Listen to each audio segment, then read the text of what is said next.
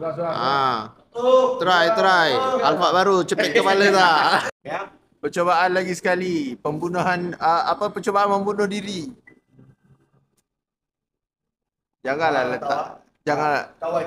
Okey, kalau tersepit aku biarkan ni Ah, ini salah satu safety features yang ada.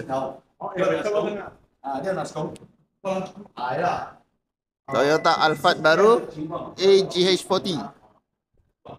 Yang ni bukan GGH, ni AGH40. Kereta baru sampai, foto lagi belum masuk.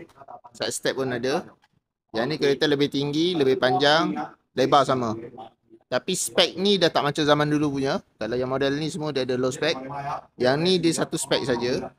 Dia tak ada optional, dia cuma ada Z dan Z Premium. Z Premium untuk turbo lah, tapi untuk Alphard memang tak ada enjin turbo.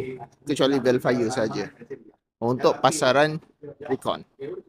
So berminat boleh cari saya Recon NM Nabil 0177145604.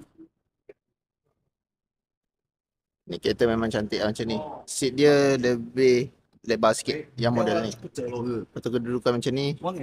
Bumbung semua dah ada macam ni. Memang cantik. Gear knob semua 360 camera. Full screen dia full size besar walaupun bukan JBL tapi memang full size lah.